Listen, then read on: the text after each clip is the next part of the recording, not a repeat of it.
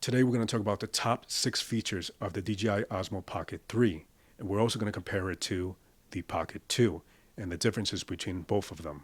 It's one of the latest cameras from DJI, and I think it's a great gimbal camera and great vlogging camera. I've gone out, tested it at night, tested it during the day, and I'm going to share with you some of the results.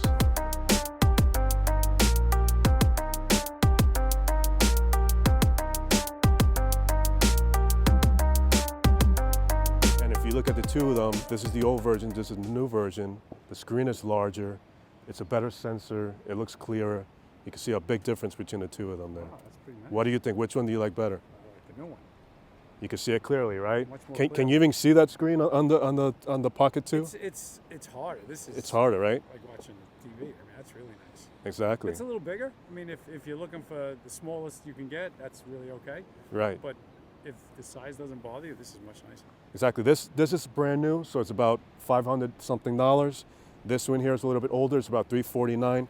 Do you think the difference in the quality of video and then the size, would you pay that extra $200 for the new one? Yeah, right? Not even maybe. 100%. Yeah, that's what I did.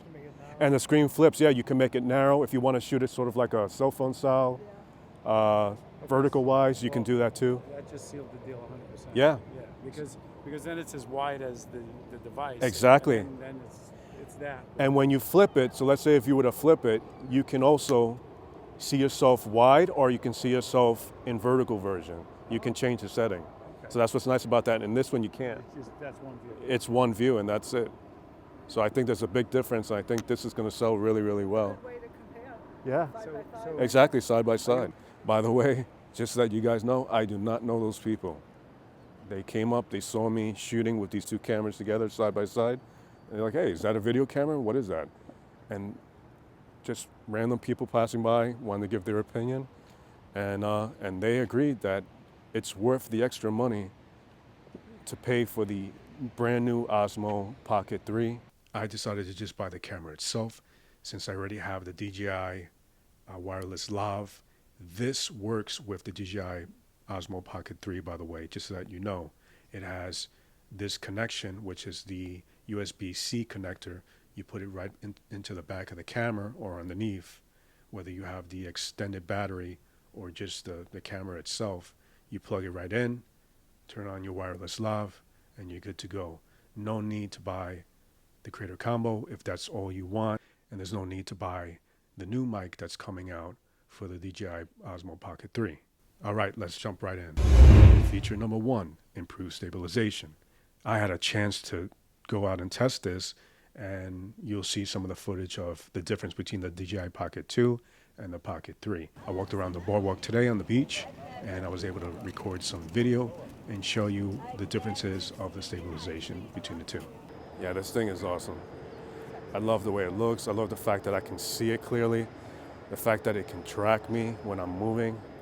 And again, for a little over $500 for just the camera itself, I think it's worth it. You can go for the Creator Combo if you want the new mic version that they have, which is definitely excellent if you're going to vlog. I think the Pocket 2 is a great gimbal. Pocket 3 looks a little more stabilized to me, a little more smoother. And obviously with this face tracking, it's helping to keep me in the frame a little bit better. It's a lot clearer. I can see very clearly what I'm shooting. I did not get the DJI Creator Combo because I already have the DJI Lav mic. I didn't see the sense in getting that. I'm pretty happy with my decision. Save some money. I'm all about saving money if I can, in whichever way I can, and still be able to get what I want. So this is what this looks like. Let me know what you think between the DJI Osmo Pocket 3 and the Osmo Pocket 2. I can clearly see my face that I'm properly exposed. When I look at the Pocket 2, I can't really tell. It looks a little dark. All right, guys, so here's a side-by-side comparison of the DJI Pocket 3 and the DJI Pocket 2. They both to me look pretty smooth. I think the DJI Pocket 3 does a slightly better job. And it appears to me that the Pocket 3 has a wider angle of view. And that's really nice. When you're getting these gimbal shots, you want that. You want to get as much in the frame as possible. If anybody wants to know how I have this rig set up for both DJI Pocket 2 and 3, is basically just a newer dual camera, dual flash bracket, and they're both mounted onto that. So let's talk about feature number 2, high resolution and image quality.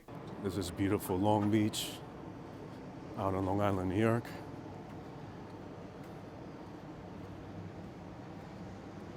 There are no ND filters on this, no filters at all. What I'm shooting is coming straight out of the camera for both.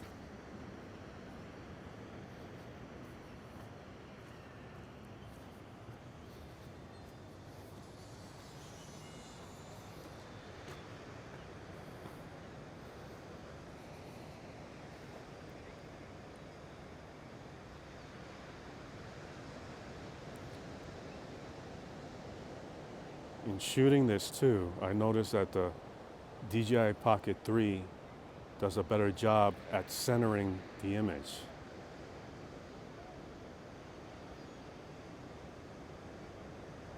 I'm going to see how this looks like when I bring it into the computer. The dynamic range looks incredible on this DJI Pocket 3. I absolutely love this. And I can clearly see this. I have no problem seeing my screen. On the DJI Pocket 2, it looks dark, it's very small, and it's hard to tell. It's really hard to tell if something's in focus, it's hard to tell if something's exposed properly. It's a big difference here. You do have a much larger sensor. It's a 1-inch CMOS sensor. The new 1-inch sensor definitely helps when you're shooting in low light. It's in pretty low light. I switched it over to the low light mode, and it's much better than the Pocket 2 in this mode. You can shoot at night with no issues at all, and it looks great. The focal length of the lens is 20mm. Equipped with a powerful sensor and improved optics, this camera can capture stunning 4K videos at 60 frames per second. Not only that, but it excels in capturing vibrant and detailed photos, making it a perfect choice for both videographers and photographers.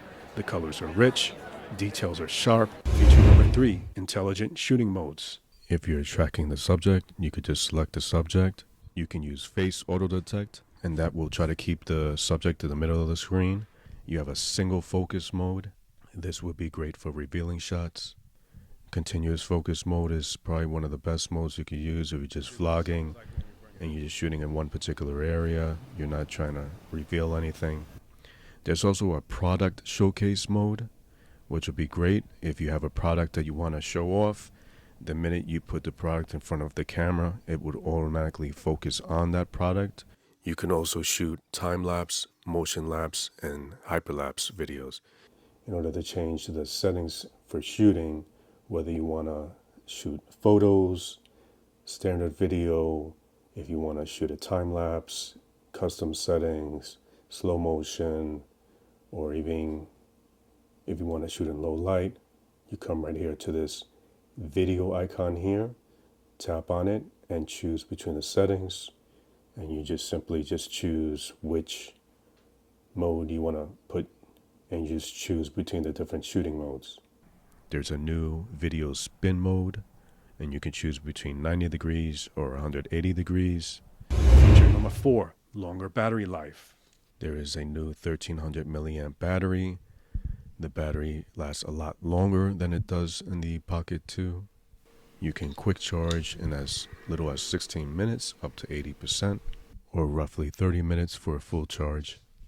According to DJI, the battery is rated for up to 116 minutes in 4K 60 frames per second.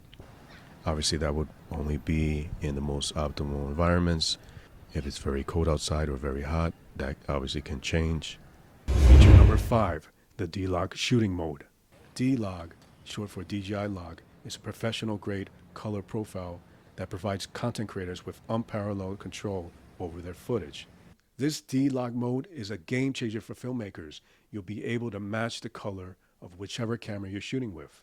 With the DJI Osmo Pocket 3, you can shoot in D-Log 10-bit color. I'm shooting in D-Log right now. This is being recorded with the onboard mic. Not sure how that sounds with all the noise here in New York City. But this is D-Log. Let's see how it looks when we color it. Getting ready for the New York City Marathon. This would be the finish line. This is what it looks like right out of the camera. You see here, New York City Marathon.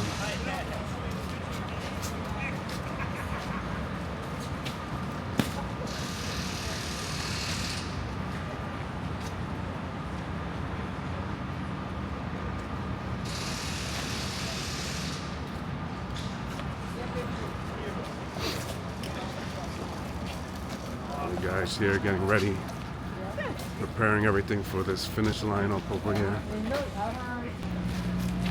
Marathon's only about a week away. As you can see, it's all the preparations here in New York City.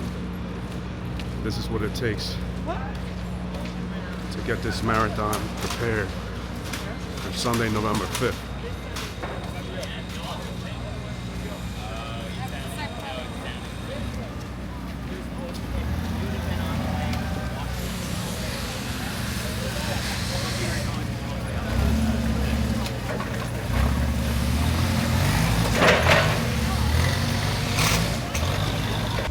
Number 6, the larger swivel screen. We have a much larger 2-inch OLED touchscreen. You can shoot in horizontal mode. You can shoot in portrait mode. You simply come down here, swipe down, and right here it shows you the different modes that you can shoot in vertically and horizontally. That's landscape, portrait only, and an auto rotation, and that's how I leave it. No matter which way you rotate the screen, you will shoot in that aspect ratio. One other feature I like is timecode. Tap on timecode. You can come down here and you can set up your own timecode. You can go by time of day. This is under time of day right now. When you're done shooting and you want to review your thumbnails, you can easily see your thumbnails. Scroll up and down. When you find the right video that you want to take a look at, you can tap on it and you can scroll through the video. Let's say you shot a video 5 minutes long, 10 minutes long. You can actually scroll back and forth and check out your shot. As you're reviewing your clips with the built-in speaker, you can clearly hear the audio to make sure whatever it is that you shot looks and sounds good. That's a big upgrade from the DJI Pocket 2. This is in vertical mode, 3K, 60 frames per second. Here I'm walking a little fast, and it's doing a pretty good job at keeping me within this frame. Looks pretty steady too. Obviously you can use this for shorts, you can use this for social media, vertical mode, shooting in 3K. Let's talk about a couple other features I really enjoy about this new DJI Osmo Pocket 3. I would say that the face detection is incredible. No matter which way you go, if you're vlogging, if you have the camera down on the tripod and moving around, as you're moving, it will have face detection activated. Just tap on the screen of the person or the object that you want to detect, and it will track that person, that animal, that object. It's really great technology. It reminds me of Sony's tracking technology, and it's incredible what these little cameras are able to do for such a low cost. Another feature I really like is the DJI Mimo app. Using the Mimo app, you can control the entire camera. You can set it down on a tripod, let's say if you're vlogging by yourself, and you can hit record, stop, you can zoom in, you can pan the camera, you can track yourself. You can adjust all the settings in the app. Using the DJI Mimo app, you can update the firmware. It appears as if DJI is always updating the firmware on these models. I would make sure to keep updating it. As you can see, it says update in progress, wait 2 minutes. It's updating the firmware. With this new Mimo app, you can control just about everything, recording. You can control the gimbal. Let's say you attach this to a car and you want to be able to monitor the shot as you're driving. That would work too. I really don't have any complaints. There's pretty much nothing that I don't like about this new DJI Osmo Pocket 3. I think the changes that they made were absolutely incredible. The one thing I would say, although there is a way to digitally zoom in, it's still really not much of a zoom. And I understand it probably will make it much heavier, complicated, and larger to get that ability to be able to really zoom in on an object. But if that was added, I think this could be a perfect camera for street photographers, street video, vlogging, and even action shots. If you want to reframe your shot, that would be really great if you could actually zoom in optically instead of digitally. Those are my top 6 features that were added to the new DJI Osmo Pocket 3. I hope you enjoyed the video. See you in the next one.